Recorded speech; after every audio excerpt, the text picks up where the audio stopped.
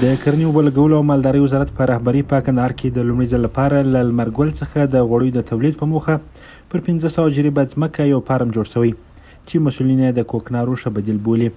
دا فارم چې د کندهار پنجوایي ولسوالۍ کې جوړ شوی په لومړي سر کې د ترکیې د ټیکا مؤسسې په مالي ملاتړ $150,000 پکښې لګول کیږي،